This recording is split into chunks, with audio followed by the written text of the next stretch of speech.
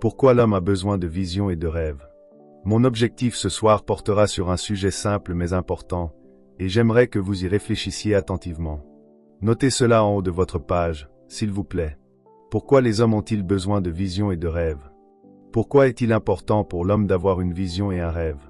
Ce soir, nous allons nous concentrer sur la compréhension du rôle de la vision dans la masculinité, dans l'identité masculine. Je vais commencer par une déclaration qui pourrait surprendre beaucoup de monde, en particulier les femmes, et la voici. La clé de la stratégie de Dieu pour gouverner la terre, c'est l'homme. L'homme est le fondement choisi par Dieu pour gouverner la terre depuis les cieux. Et Satan le sait très bien. En fait, notez ceci, le mal c'est que l'homme est le fondement de la famille humaine selon Dieu. La plupart d'entre nous, en tant qu'hommes, nous avons été éduqués à penser que nous sommes le chef de la famille, et généralement, nous imaginons cela comme une position au-dessus de la famille. Je suis ici pour corriger cette image. L'homme n'est pas au sommet de la famille, il est à la base. Il est le fondement. Le fondement supporte toute la maison. Lorsque Dieu a créé la famille humaine, il construisait et structurait l'entité humaine. Et comme tout bon entrepreneur, il a commencé par le fondement. Pourquoi Dieu a-t-il fait cela? Voyons d'abord le tableau d'ensemble. La Bible parle en réalité d'un roi, d'un royaume et d'une famille royale. Le but originel de Dieu était d'étendre son royaume céleste sur la terre. C'est ce que Dieu voulait faire. Sa stratégie était de coloniser la terre avec le ciel. Il voulait étendre son royaume invisible à la terre visible. Dieu vous a donc créé, vous, l'humanité, comme ses fils pour administrer l'extension de ce royaume sur terre, grâce à un programme Dieu nous a donc créé pour faire partie de l'extension de son gouvernement et de sa domination sur la terre. Et voici la déclaration la plus importante que je vais faire, écrivez-la. Le but de Dieu était de remplir la terre avec la culture du ciel. C'est exactement ce que fait la colonisation. Lorsqu'un royaume colonise un territoire, il remplit ce territoire avec sa culture. Par exemple, quand je suis né, je ne suis pas né dans un pays indépendant, mais dans ce qu'on appelait une colonie. Une colonie est un territoire gouverné par un royaume éloigné, et ce royaume influence la colonie avec sa culture, jusqu'à ce que la colonie ressemble au royaume. Si vous venez aux Bahamas, par exemple, vous verrez que le royaume qui nous a gouvernés pendant plus de 259 ans était la Grande-Bretagne. Dans notre pays, nous conduisons sur le côté gauche de la route, parce que c'est ainsi que notre royaume conduisait. Nous parlons anglais, et non espagnol, et nous parlons l'anglais britannique, avec ses expressions comme « joyeux compagnon », parce que c'est ainsi que parle notre royaume. Nous buvons du thé 4 fois par jour, car c'est ce que faisait notre roi. En d'autres termes, tout ce qui se passe dans un royaume se manifeste dans la colonie. Les démocraties ne colonisent pas seules, les monarchies le font. C'est pourquoi, lorsque les disciples ont demandé à Jésus comment prier et pourquoi prier, il a répondu simplement. Priez ainsi, notre Père, qui n'est pas sur terre mais dans ce pays lointain, le ciel, que ton nom soit sanctifié. Que ton royaume vienne. Que ta volonté soit faite sur la terre comme elle est faite dans les cieux. Il n'a jamais prié pour que vous alliez au ciel, il a prié pour que le ciel vienne sur terre. Une des grandes erreurs de l'Église est qu'elle a inversé le programme de Dieu. Elle s'absorbe dans la formation de gens, l'Église a quitté la terre alors que l'instruction était d'occuper la terre jusqu'au retour du Seigneur. Nous avons donc été envoyés ici pour remplir la terre avec la culture de Dieu. Voyons ce que dit la parole de Dieu concernant ce mandat. Dans Genèse 26, Dieu dit « Faisons une espèce appelée homme à notre image, selon notre ressemblance, afin qu'ils aient la domination sur les poissons de la mer, les oiseaux du ciel, le bétail des champs, toute la terre et tous les êtres qui rampent sur le sol. » Maintenant, nous savons pourquoi Dieu a créé l'homme, pour qu'il ait la domination. Le mot domination est essentiel, car il représente le mandat originel de Dieu pour vous. Le mot hébreu pour domination est rada, qui signifie littéralement royaume. Il signifie gouverner, diriger, contrôler, gérer, maîtriser. Dieu dit, « Homme, gérez la planète pour moi. Dominez la terre. Soyez en charge. Contrôlez la terre avec ma culture. » Dieu vous a donc créé pour diriger, et c'est dans votre nature de diriger que réside votre identité. C'est pourquoi vous n'aimez pas qu'on vous dise quoi faire. Vous êtes conçu pour être aux commandes, pour être en position de gestion et d'autorité, mais pas sur les autres hommes. Vous pourriez noter cette phrase. L'homme n'a jamais été créé pour dominer d'autres hommes, mais pour dominer la terre. La clé de la vie est donc de trouver votre domaine de talent, car cela devient votre domaine de domination.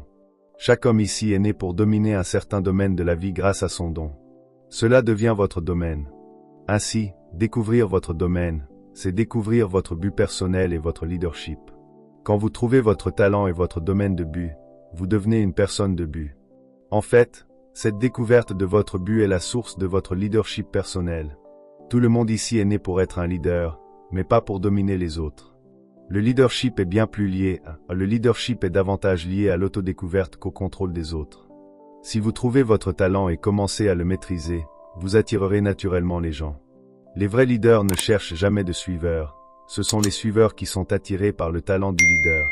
C'est pourquoi il est important de découvrir votre don en tant qu'homme. Notez bien ceci, la vision est un aperçu de votre but.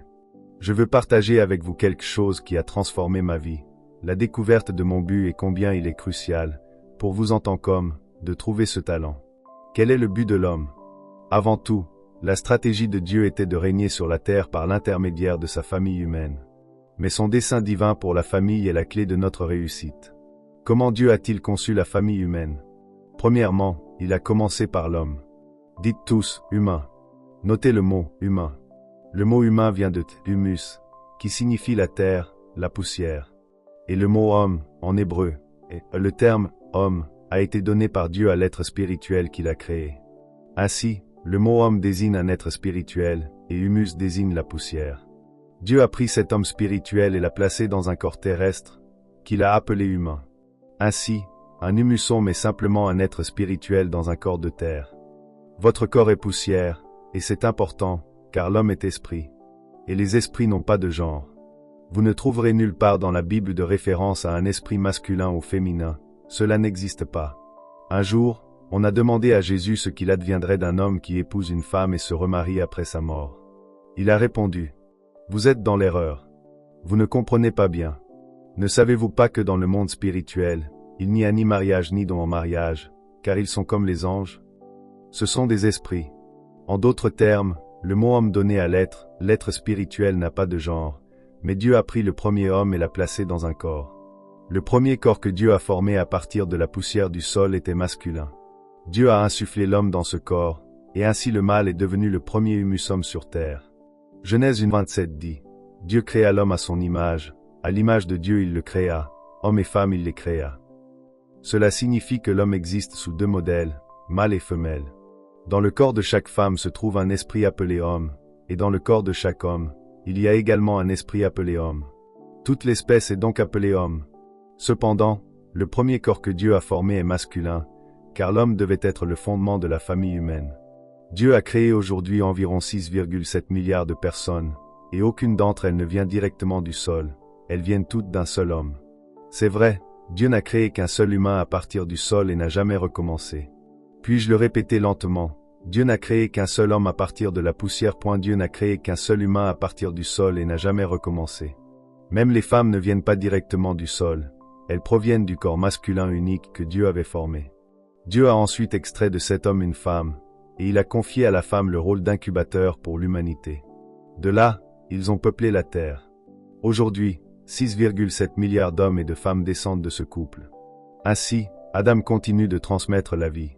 Par conséquent, la base de la famille humaine repose sur un seul être humain, et cet humain est l'homme. Dieu n'a jamais changé sa stratégie, l'homme est le fondement de la famille humaine. Il est essentiel de comprendre cela, car le mandat de Dieu était de remplir la terre avec la culture du ciel par expansion. Comme le dit Genèse 8, Dieu les bénit et leur dit, « Soyez féconds, multipliez-vous, remplissez la terre, soumettez-la et dominez sur tous ceux qui rampent sur la terre. » Ainsi, Dieu a institué l'homme comme le fondement et l'agent de sa domination sur la terre, chargé de répandre sa culture divine et de remplir la planète de vie et de structure. Dieu demandait à l'homme de remplir la terre. Le chapitre 1 de la Genèse constitue un résumé de la création.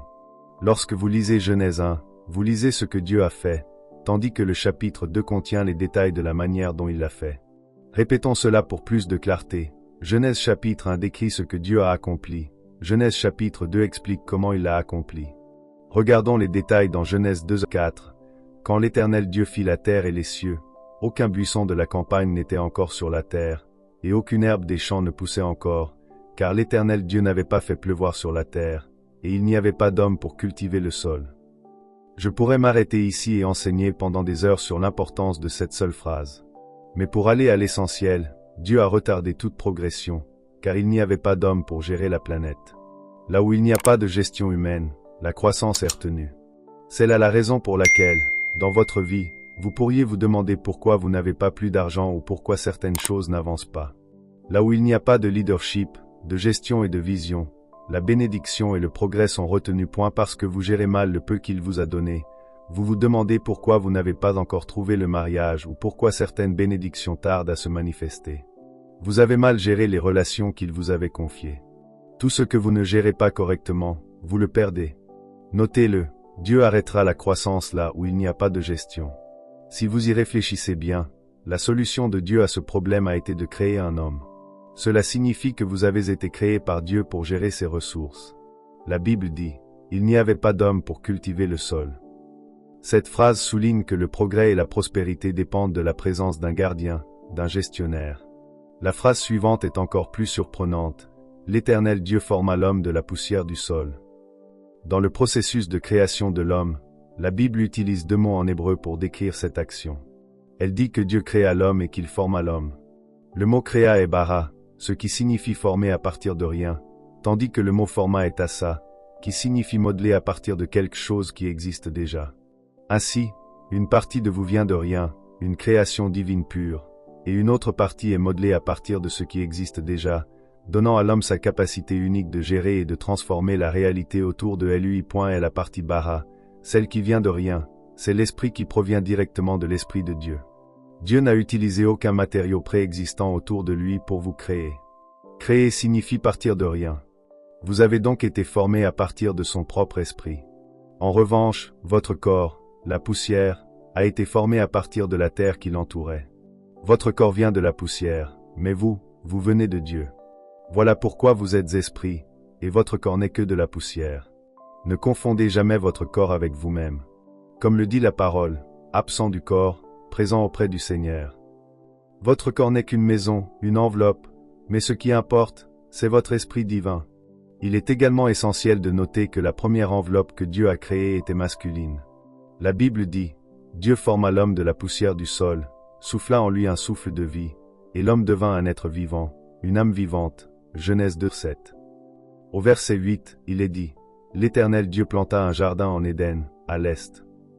Cela marque le début du rôle de l'homme, non seulement être vivant, mais gardien et gestionnaire de la création, responsable de cultiver et de dominer la terre selon le plan de Dieu. Dieu plaça l'homme qu'il avait formé. Cela est d'une importance capitale. Dieu n'a pas laissé l'homme découvrir le jardin par lui-même. Dieu a planté le jardin, puis il a placé l'homme dans cet endroit. Cela signifie clairement que Dieu avait l'intention que l'homme vive et agisse dans cet espace précis. L'Éden est extrêmement significatif pour l'homme, et je souhaite vous expliquer ce qu'il représente à travers ces versets. Dans Genèse 2:15, il est écrit, « L'Éternel Dieu prit l'homme, le plaça dans le jardin d'Éden pour le cultiver et le garder. » L'Éternel Dieu donna ensuite un commandement à l'homme, « Tu peux manger de tous les arbres du jardin, mais tu ne dois pas manger de l'arbre de la connaissance du bien et du mal, car le jour où tu en mangeras, tu mourras certainement. » Cette déclaration contient tout ce dont un homme a besoin. Je suis venu pour vous montrer que Dieu a un but très clair pour l'homme, et il ne l'a jamais caché. Tout est là, juste devant nous. Chacun de ces mots, chacun de ces commandements, concerne directement l'homme et sa destinée. Dieu parle uniquement à l'homme, car la femme n'a pas encore été créée. L'homme reçoit donc toute l'information directement. Premièrement, Dieu dit qu'il a placé l'homme en Éden. Le mot Éden est un terme hébreu qui signifie présence. Éden n'était pas simplement un lieu physique, et c'est la raison pour laquelle personne ne l'a jamais retrouvé. Éden était une atmosphère, un environnement. C'est dans cet environnement que Dieu a créé l'homme pour qu'il y vive pleinement. En approfondissant mes recherches sur l'hébreu, j'ai été émerveillé. Le mot Éden possède 5 dimensions essentielles. Il signifie lieu, moment, présence, porte ouverte et délice. Ensemble, ces aspects définissent le lieu sur terre où la présence de Dieu se manifestait pleinement, une porte ouverte sur le ciel, un espace agréable et parfait. C'est pourquoi Adam n'avait besoin ni de prier, ni de chanter, ni de jeûner, ni même d'intermédiaire ou de temple pour se rapprocher de Dieu. Tout était déjà accessible dans cet environnement, parce qu'il vivait dans la présence manifeste de Dieu, dans un état d'harmonie totale avec lui. Adam n'avait besoin ni d'apôtres, ni d'intermédiaire, car il bénéficiait d'une connexion directe avec Dieu, une porte ouverte vers le ciel. Il marchait dans cette merveilleuse présence divine. C'est précisément dans cet environnement que l'homme a été créé pour vivre et prospérer. Souvenez-vous, Dieu n'a pas laissé l'homme chercher le jardin lui-même. Il est dit que Dieu l'a pris et placé dans ce lieu. Pourquoi? Parce que l'homme a été créé pour vivre dans l'Éden, dans une proximité totale avec la divinité, un état d'harmonie et d'abondance spirituelle. Chaque fois que Dieu crée quelque chose, il crée toujours d'abord l'environnement, avant de créer le produit. Permettez-moi de vous illustrer ceci. Lorsque Dieu créa les poissons, il créa d'abord l'eau. Lorsqu'il créa les plantes, il façonna d'abord la terre. Lorsqu'il créa les étoiles, il établit d'abord le firmament. En d'autres termes, l'environnement précède toujours le produit. Dieu fait de l'espace, du contexte, du milieu, la priorité absolue, car c'est dans ce cadre que le produit peut exister et prospérer. Vous comprenez maintenant que Dieu créa d'abord le jardin, puis il y plaça l'homme. Le poisson a besoin d'eau, la plante a besoin de terre, l'étoile a besoin de firmament, et l'homme a besoin de l'Éden, de la présence divine comme environnement pour exister pleinement. Les poissons ont besoin de l'eau, les plantes ont besoin du sol, les étoiles ont besoin du firmament, et vous, vous avez besoin de la présence de Dieu. Vous pouvez bien rendre gloire à Dieu maintenant. Écoutez-moi bien, si vous sortez un poisson de l'eau, il ne fonctionne plus correctement et meurt. Si vous retirez une plante de la terre, elle ne peut plus se développer et meurt. Si vous détachez une étoile du firmament, elle devient une météorite, se consume et disparaît. De la même manière, si vous retirez un homme de la présence de Dieu, il malfonctionne et détruit son entourage. C'est pourquoi le diable n'a aucun problème avec les femmes qui fréquentent l'Église. Pendant les 200 dernières années, les églises ont été principalement remplies de femmes, car le diable sait que si un homme retourne dans la présence de Dieu, la famille retrouvera son ordre. Aidez-moi à louer Dieu maintenant. Voilà pourquoi le diable déteste profondément un homme qui adore. Le diable redoute un homme qui loue Dieu. Et c'est pourquoi Dieu vous demande de lever vos mains et de l'adorer. Pourquoi? Parce que lorsque vous commencez à retourner à l'Éden, le diable s'inquiète, car il sait qu'il perd l'homme, que l'homme revient dans la présence de Dieu. La deuxième chose que Dieu a donnée à l'homme, c'est le travail. C'est très important. Le premier endroit où Dieu a placé l'homme, c'est dans sa présence. La première chose que Dieu a donnée à l'homme, c'est le travail. Le mot travail sera notre point central ce soir. Dieu a donné le travail à l'homme avant même de lui donner une femme, et le travail apparaît déjà dans le chapitre 2, avant la chute. Le travail n'est pas une malédiction. Premièrement, vous avez besoin de la présence de Dieu, et la deuxième chose que Dieu a donnée à l'homme n'est ni une famille, ni une femme, mais un travail. Travail, point travail. Dites-le fort, que le toit tremble. N'oubliez jamais ce mot. La troisième chose que Dieu a donnée à l'homme, c'est de prendre soin du jardin. Le mot « prendre soin » signifie cultiver. Ensuite, Dieu demanda à l'homme de garder le jardin, ce qui signifie protéger. La cinquième chose que Dieu dit à l'homme, c'est « obéis à mes commandements, ne touche pas à l'arbre ». Ces instructions sont cruciales. Et la dernière chose que Dieu dit à l'homme, c'est « le jour où tu en mangeras, tu mourras certainement ». Écrivez cela, c'est très important pour tout homme. Aucune de ces instructions n'a été donnée à la femme, car elle n'était même pas encore créée lorsque Dieu parlait à l'homme. Ainsi, l'homme reçut ces instructions. Rester en Éden. Travailler. Entretenir et cultiver le jardin. Garder et protéger. Obéir aux commandements. Ne pas manger de l'arbre de la connaissance du bien et du mal. Si tu veux, je peux continuer à réécrire tout le sermon de manière complète, avec paragraphe et style. Cinquièmement, suivre le commandement de Dieu. Sixièmement, être responsable. Dieu dit à Adam, tout repose sur toi. Ce qui arrive à la race humaine dépend de ce que fait l'homme. Ce que l'homme fait contrôle la terre. C'est pourquoi le diable travaille si durement contre l'homme, allant jusqu'à le troubler dans sa propre sexualité. Voilà pourquoi la pornographie est si puissante chez l'homme. Chaque publicité visant les hommes utilise le corps nu d'une femme, ou des seins à découvert. Pourquoi? Parce que le diable est après toi, mon frère. Dieu a dit à Adam, le jour où tu en mangeras, tu anéantiras toute la famille. Il a placé ce poids sur l'homme. Écrivez ceci, c'est ce que je veux que vous reteniez. Premièrement, l'homme a été créé en premier. Premier ne signifie pas que tu es meilleur, cela signifie que tu es responsable de tout ce qui vient après toi. Ce n'est pas simplement un honneur, c'est une responsabilité. L'homme a été créé le premier, et en étant le premier, il a reçu toutes les informations. C'est pourquoi Dieu n'a jamais rien enseigné directement à la femme. L'homme, étant le premier, devient automatiquement le professeur, celui qui transmet la connaissance. Deuxièmement, la première chose que Dieu a donnée à l'homme est une image de lui-même. Cela souligne l'importance pour l'homme de se connaître et de se percevoir correctement. Aujourd'hui, nous faisons face à une véritable crise de l'image de soi, et il est essentiel que l'homme comprenne sa valeur et son identité telle que Dieu les a créés. Troisièmement, le premier lieu où Dieu a placé l'homme est Éden, dans sa présence. Éden représente l'environnement parfait, l'atmosphère où l'homme est en communion directe avec Dieu, et où il peut fonctionner pleinement selon sa nature. Quatrièmement, le premier commandement que Dieu a donné à l'homme est de travailler. Le travail n'est pas une malédiction, il est le premier instrument de la responsabilité et du développement personnel. Cinquièmement, le second commandement est de cultiver. L'homme est appelé à entretenir et faire prospérer ce que Dieu a mis sous sa responsabilité. Sixièmement, le troisième commandement est de protéger. L'homme doit garder et préserver ce qui lui a été confié, y compris le jardin, sa famille et son environnement. Septièmement, le cinquième commandement est d'obéir à la parole de Dieu. Tout cela s'adresse à toi et à moi. L'homme a une responsabilité fondamentale. Ce qui est fait par l'homme, ce qu'il décide, ce qu'il gère correctement ou non, influence non seulement sa vie mais celle de toute l'humanité. L'homme doit toujours rechercher en premier lieu la présence de Dieu, poursuivre son travail avec diligence, protéger tout ce qui est sous sa garde, cultiver ce qui lui a été confié, et suivre la parole de Dieu avec obéissance en tout temps. Telles sont les priorités fondamentales de l'homme selon le plan divin. Examinons cela plus en profondeur. Quelle est la clé de la masculinité? Beaucoup pourraient être surpris, mais après mes années de recherche sur ce sujet, j'ai compris que la clé de la masculinité, c'est le travail. Le travail n'est pas une simple activité ou un moyen de gagner sa vie. C'est le premier commandement que Dieu a donné à l'homme. C'est à travers le travail que l'homme apprend la discipline, développe son caractère et devient capable de diriger avec intégrité. Le travail est le fondement de la responsabilité, de la maturité et du leadership.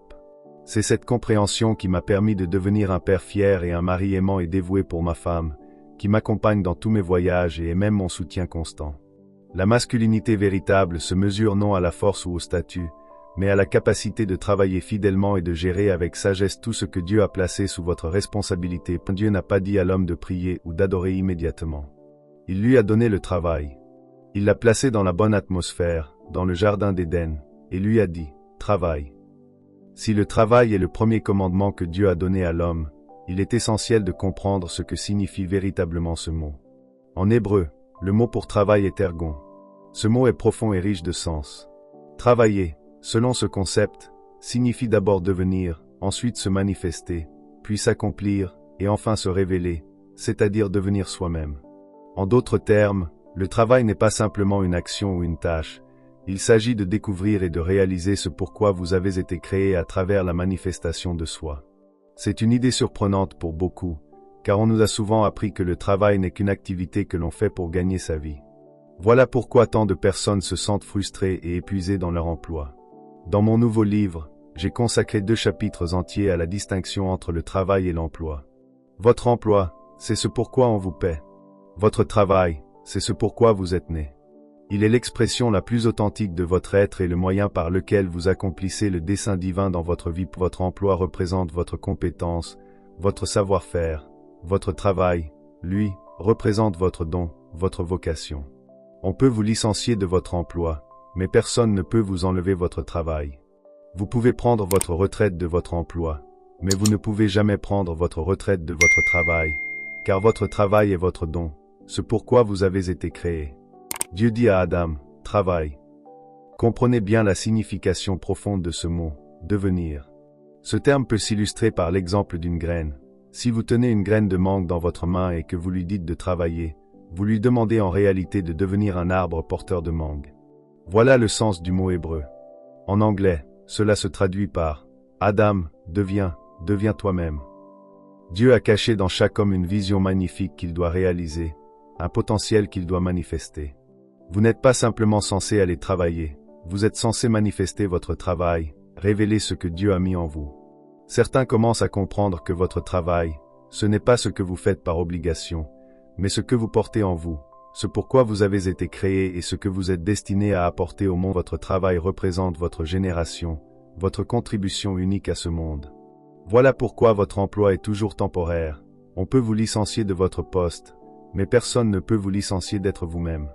Il est crucial pour un homme de trouver son travail, car c'est la première instruction que Dieu lui a donnée. Deviens toi-même, manifeste qui tu es vraiment, révèle ton vrai moi. La plupart des hommes ne découvrent jamais cela, et c'est souvent pourquoi les femmes sont confuses ou ne comprennent pas pleinement l'homme à leur côté. Approfondissons, la priorité d'un homme est son travail. Notez cette phrase essentielle, la chose la plus importante pour un homme est son travail. Pourquoi? Parce que c'est le premier commandement que Dieu lui a donné. Ainsi, la vie d'un homme est entièrement liée à son travail. Mais comprenez bien, le travail n'est pas simplement quelque chose que l'on fait, il est ce que l'on devient. Votre travail est votre raison d'être, ce pourquoi vous avez été créé, votre contribution unique et indispensable au monde. Est la raison originelle pour laquelle vous avez été créé et de trouver et accomplir votre travail.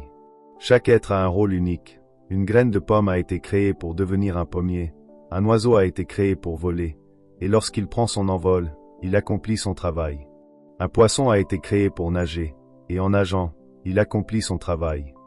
De même, certaines personnes sont nées pour exceller dans un domaine spécifique. Tiger Woods a été créé pour jouer au golf. Lorsqu'il joue, il travaille véritablement. Michael Jordan a été créé pour le basketball, et LeBron James est né pour marquer des paniers. Ce sont des dons incarnés. Vous ne pouvez pas te licencier, ses talents, car on ne peut jamais ôter ce pourquoi une personne est née. Alors, je vous pose la question, avez-vous trouvé votre travail? Il est crucial de le découvrir, car votre travail est la source de votre vision. La clé de votre épanouissement est la base sur laquelle vous pouvez construire votre vie. La vision est la raison d'être mise en image. Lorsque vous percevez en image ce pourquoi vous êtes né, vous découvrez votre vision pour votre vie. C'est pourquoi votre travail est l'incarnation de votre vision. Quand vous trouvez votre raison d'être et que vous pouvez la visualiser, vous avez alors découvert la vision de votre vie. Pourquoi est-ce si important pour l'homme? Proverbe 19 dit, « Nombreuses sont les pensées dans le cœur de l'homme, mais c'est le dessein de l'Éternel qui s'accomplit. » Cela signifie que le plan de Dieu est plus important que vos projets personnels. Les plans humains sont nombreux, mais le dessein divin prévaudra toujours. Autrement dit, le dessein de Dieu est plus puissant que vos projets, il le précède et le conditionne. Vous êtes né selon un dessein divin bien avant votre conception, non selon les circonstances ou les projets des hommes. Votre existence a un objectif précis et une raison profonde, conçue par Dieu avant même que vous ne veniez au monde. Pour découvrir votre vision, il faut comprendre qu'il y a quelque chose que Dieu voulait accomplir, et c'est cette intention divine qui a rendu votre existence nécessaire. Dieu vous a donné la vie pour réaliser quelque chose qu'il avait déjà prévu. C'est pourquoi la Bible dit que nous sommes, son ouvrage, créés en Jésus-Christ pour de bonnes œuvres qu'il avait préparées d'avance avant la fondation du monde. Vous êtes venus sur terre pour accomplir quelque chose qui était déjà planifié, pour commencer une mission que Dieu avait préparée. Vous n'êtes pas ici par hasard. Vous êtes ici avec une mission spécifique. Vous êtes venus sur terre avec votre travail déjà présent en vous, préparé bien avant la création du monde. Vous vivez avec ce travail, ce talent, ce don que Dieu a placé en vous. Le problème, c'est que beaucoup d'hommes restent piégés dans un emploi, et cet emploi peut étouffer le véritable travail que Dieu a mis en eux. C'est votre raison d'être. C'est pourquoi vous êtes si déprimé chaque lundi matin lorsque vous vous rendez dans un endroit qui n'est pas vous. La première priorité de l'homme est le travail, et l'homme est défini par son travail, tout comme on définit un oiseau par le fait de voler, un poisson par le fait de nager, et une graine par l'arbre qu'elle produit. Vous êtes censé être défini par ce que vous accomplissez vraiment, par le travail que Dieu a placé en vous. C'est pourquoi, lorsque l'homme perd son emploi, il perd sa raison de vivre. Toute sa vie semble liée à ce travail. C'est également pour cela que certains hommes sombrent dans la dépression ou même dans le désespoir lorsqu'ils perdent leur emploi. Leur vie est ancrée dans ce qu'ils croient être leur travail. Le problème, c'est que la plupart des hommes confondent leur emploi avec leur véritable travail. Mais Dieu a un plan pour vous. Vous allez quitter cet endroit libéré de la dépendance à un simple emploi, et vous allez commencer votre véritable travail, celui que Dieu a préparé en vous. Au nom de Jésus, le but de l'homme se trouve dans son travail. Voilà pourquoi un homme ressentant de frustration lorsqu'il ne fait pas ce pourquoi il est réellement né. Quand un homme n'accomplit pas son véritable travail, il se sent vide, incomplet, comme si une partie essentielle de lui-même lui manquait. Le travail n'est pas simplement une tâche que l'on exécute chaque jour, il est la manifestation de ce que Dieu a placé en vous, le moyen par lequel vous révélez votre essence et votre raison d'être sur cette terre. Comprendre cela change tout. Un homme qui découvre et embrasse son travail découvre également sa vision, son rôle unique dans l'histoire que Dieu a tracée pour lui. Ainsi, cherchez votre véritable travail, le cultiver et le vivre pleinement. C'est trouver votre but, c'est vivre en harmonie avec vous-même et avec Dieu. C'est dans cette harmonie que naît la puissance, la stabilité et le leadership véritable. L'épanouissement d'un homme se trouve dans son travail, et c'est une réalité fondamentale, parfois mal comprise. Cela peut sembler surprenant pour certains, mais pour un homme, le travail est plus important que la femme. Dieu a d'abord donné un travail à l'homme avant de créer la femme. Dans Genèse 2:15, il lui confie une tâche, un rôle précis. Puis seulement, au verset 22, il crée la femme. Cela signifie qu'un homme doit connaître et accomplir son travail avant de se lancer dans une relation. Malheureusement, beaucoup de femmes vivent avec des hommes qui n'ont pas encore trouvé leur véritable travail, ce qui engendre frustration et incompréhension. Écrivez ceci, votre valeur se trouve dans votre travail. L'homme tire sa valeur de ce qu'il fait, de ce qu'il crée et accomplit, et non d'une relation ou d'une femme.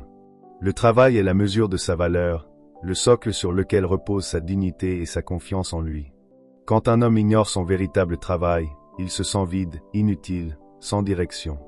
Il est donc crucial de comprendre que la valeur d'un homme est dans son travail, dans ce pourquoi il a été créé, et que tout le reste de sa vie découlera de cette découverte et de cette maîtrise. Les femmes avec qui un homme vit ne sont pas la source de sa valeur. Ce qui rend un homme précieux, c'est son travail, ce pourquoi il a été créé et qu'il accomplit pleinement. Lorsqu'un homme perd son travail, il se sent dévalorisé, inutile, et cela peut parfois le conduire à des comportements destructeurs, y compris envers sa compagne. Ce constat est profond et mérite réflexion. Lorsqu'un homme trouve sa niche, lorsqu'il découvre son but véritable dans la vie, tout prend sens. Il se sent important et accompli, sans avoir besoin de l'approbation ou de la validation de quiconque. Lorsqu'un homme trouve son travail, il n'a pas besoin de chercher des distractions superficielles, comme boire ou se comparer aux autres.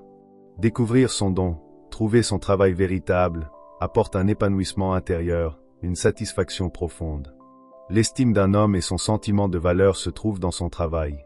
C'est là qu'il trouve son importance, son sens et sa signification. La Bible nous donne un exemple puissant dans la vie de Jésus. Il répétait constamment ce qu'il faisait, démontrant par ses actions que son travail et son don étaient la source de sa valeur et de son accomplissement. Jésus répétait sans cesse ces paroles. « Je suis venu accomplir le travail que mon Père m'a envoyé faire. » C'était son travail, sa mission. Je suis venu accomplir le travail que le Père m'a envoyé faire. J'ai accompli ton œuvre, Seigneur. Il travaillait sans relâche, pleinement engagé dans la tâche que Dieu lui avait confiée. Travail, travail, travail. Voilà ce qui a permis au Christ d'être pleinement épanoui. Il était dans son travail, pleinement aligné avec son don et son appel. Maintenant, permettez-moi d'aborder un aspect très important concernant le travail et la relation avec la femme. Comprendre cette relation est crucial pour chaque homme, car cela explique en grande partie les difficultés que beaucoup rencontrent dans leur relation. Voici la clé, l'homme a reçu son travail avant de recevoir une femme. Autrement dit, vous êtes censé connaître votre vision, votre mission et votre appel dans la vie avant de vous engager dans un mariage. Dieu a rencontré Adam avec deux choses fondamentales, son travail et son environnement. La femme, bien qu'importante, n'était pas la première priorité. Elle vient compléter l'homme qui a déjà trouvé son but et son épanouissement dans son travail. Tant qu'un homme n'a pas découvert sa mission, il vit dans la confusion et sa relation avec la femme sera source de tension et de frustration. Une femme est censée rencontrer un homme dans deux conditions essentielles. Premièrement, dans la présence de Dieu, et deuxièmement, en train de travailler. Souvenez-vous, travailler n'est pas simplement quelque chose que vous faites, c'est ce que vous devenez. Votre travail est l'expression de votre don, de votre mission et de votre but dans la vie. C'est en trouvant et en manifestant votre véritable vocation que vous êtes prêt à recevoir et à accompagner une femme. Dieu a fait du travail la priorité d'un homme avant la femme. Pourquoi?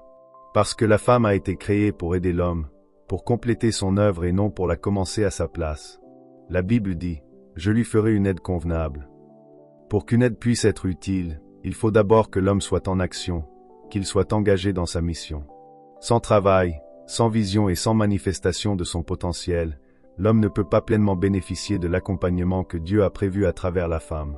Certains hommes pensent que recevoir une femme suffit à compléter leur vie, mais Dieu a placé le travail et la mission avant la relation. La femme est une aide qui vient soutenir l'homme qui est déjà en train de réaliser son appel. C'est pour cela que beaucoup de couples rencontrent des tensions. L'homme n'a pas encore trouvé son but, et la femme est alors laissée à combler un vide qui n'était pas le sien. Certains hommes pensent que la femme est le problème, mais laissez-moi clarifier cela. La Bible dit que Dieu a dit « Je lui ferai une aide ». Cela signifie que lorsque Dieu a extrait cette partie de l'homme, le mot en hébreu est « bâtir », il a façonné la femme pour qu'elle soit une aide adaptée.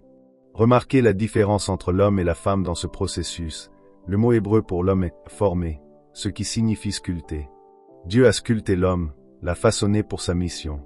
Pour la femme, le mot utilisé est « bâtir », ce qui implique qu'elle est construite, préparée et positionnée pour compléter l'homme. C'est pour cela qu'un homme trouve parfois difficile de laisser passer une femme sans la remarquer. Elle a été spécialement façonnée pour lui, pour être une partenaire qui l'aide à accomplir son appel et sa mission. La femme n'est pas le problème, elle est une partie complémentaire, créée pour soutenir l'homme qui agit et réalise sa vision. Et la femme est bâtie, et c'est pourquoi je ne comprends pas comment un homme pourrait être attiré par un autre homme. Voyez-vous, c'est insensé.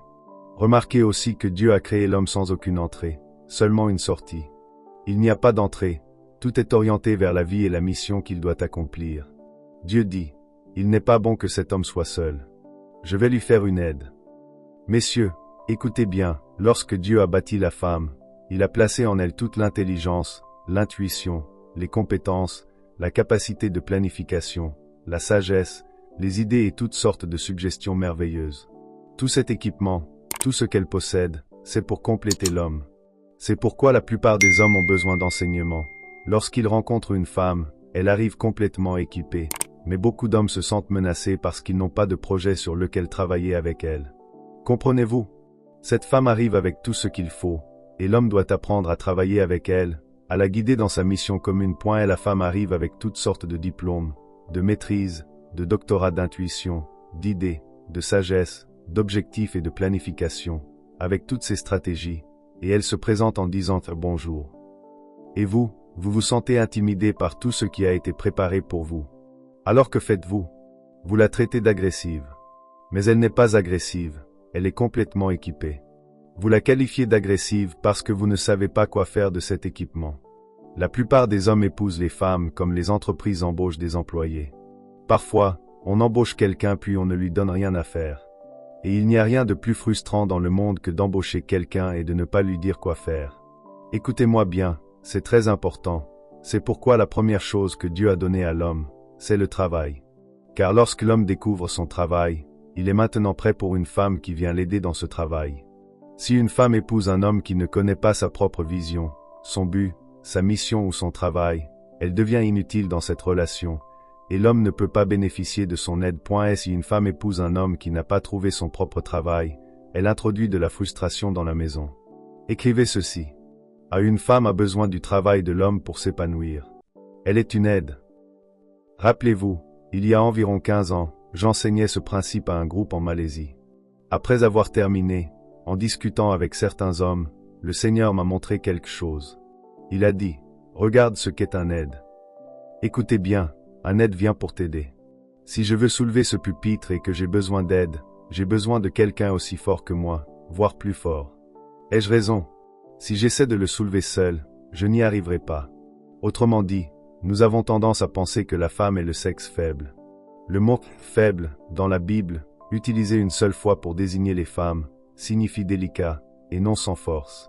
L'aide, pour être efficace, doit être aussi forte ou plus forte que toi afin de t'assister dans ton travail. Cependant, beaucoup d'hommes considèrent encore les femmes comme une menace, parce qu'ils ne savent pas comment intégrer leur aide dans leur propre mission et leur travail. Parce que ces hommes n'ont aucun travail à confier aux femmes, ils deviennent frustrés et intimidés. Numéro 4. La femme est équipée pour aider l'homme dans son travail, pour soutenir sa vision. Mais elle a besoin d'un homme qui connaît son propre travail. J'avise toujours les femmes en leur disant que si un homme veut les épouser, la première question à lui poser n'est pas « Veux-tu m'épouser ?» Ce n'est pas la bonne question, car ce n'est pas la première chose que Dieu a donnée à l'homme. La première question qu'une femme devrait poser à un homme est « Où vas-tu? Je veux connaître ton avenir, montre-moi ta vision sur papier. Pourquoi devrais-je te suivre? Je veux savoir où tu vas, que va-t-on faire ensemble? Travail avant la femme, vision avant la femme, mission avant la femme. Ta vision est la clé de l'épanouissement de la femme. Ma femme est la plus heureuse des femmes, car quand elle m'a rencontré, j'étais déjà dans mon travail, engagé dans ma mission. Quand un homme a trouvé son travail, il assure la paix et l'épanouissement de la femme. Une femme peut s'épanouir pleinement lorsque l'homme qu'elle soutient connaît sa mission et vit sa vision. Elle ne vient pas pour te concurrencer, elle vient pour te compléter. Laisse-moi vous parler un peu des femmes, car Dieu les a équipées pour aider. Lorsque les femmes entrent dans votre vie, si vous ne faites rien, elles vont s'aider elles-mêmes. Elles vont commencer leurs propres entreprises, lancer leurs propres projets au ministère, parce que vous ne prenez pas l'initiative. Savez-vous ce que votre femme attend? Elle attend un plan. Quand vous quittez cette conférence, vous devez rentrer chez vous avec une vision pour votre famille. Dites à votre femme, « Chérie, j'ai un emploi, mais je travaille sur mon œuvre. Voici mon idée, voici ce que je vais accomplir. » Il est très intéressant de noter que la femme est une incubatrice. Tout le corps de la femme est conçu pour porter et faire grandir ce que Dieu a mis dans sa vie et dans celle de l'homme. C'est pourquoi, chaque fois que vous donnez quelque chose à une femme, vous ne le récupérez jamais de la même manière que vous l'avez donné. Incubatrice, c'est une chose incroyable. Tout ce que vous mettez dans une incubatrice est multiplié. Elle lui donne vie et vous le rend. Laissez-moi le répéter. Tout ce que vous mettez dans une incubatrice, cela se multiplie toujours. Elle prend ce que vous lui donnez, lui donne vie et vous le rend enrichi. Les incubatrices ne gardent jamais rien pour elles-mêmes. Elles multiplient, agrandissent, donnent vie et restituent. C'est pourquoi, si vous donnez une semence à une femme, elle ne vous rend pas simplement la semence, elle la multiplie, lui donne vie, et vous apporte un enfant. Si vous lui donnez une maison, elle la multiplie et vous offre un foyer. Si vous lui donnez des provisions, elle les multiplie et vous prépare un repas. Si vous lui donnez un mot, elle le multiplie et vous en renvoie une phrase complète. En revanche, si vous lui donnez de la frustration, elle la multiplie et vous rend l'enfer. C'est la puissance des incubatrices, elles viennent dans votre vie pour prendre ce que vous leur donnez et le transformer, pour qu'ils grandissent, qu'ils prennent vie et qu'ils reviennent enrichis à vous. Et la femme est profondément frustrée par un homme qui ne connaît pas sa vision, qui ignore son travail dans la vie, et qui ne sait pas ce qu'il devient. C'est pourquoi je valorise tant les hommes qui prennent leur destinée au sérieux. L'homme de pouvoir s'isole parfois quelques jours pour réfléchir à ces questions fondamentales. Pour protéger nos femmes de la frustration, nous devons d'abord être honnêtes avec nous-mêmes et reconnaître « Je ne sais pas encore ce que je fais ». Votre emploi n'est pas votre travail. Vous devez découvrir votre travail, trouver votre mission, comprendre pourquoi vous êtes né. C'est précisément ce que recherche une femme. Je vous le dis, la découverte la plus importante pour un homme est son travail, car le travail est le but de votre existence, et le but est la source de votre vision. La vision est une chose extraordinaire, elle donne à l'homme un sens profond de la signification dans la vie. Quand vous savez où vous allez, vous ressentez un sentiment de sécurité et une passion vibrante.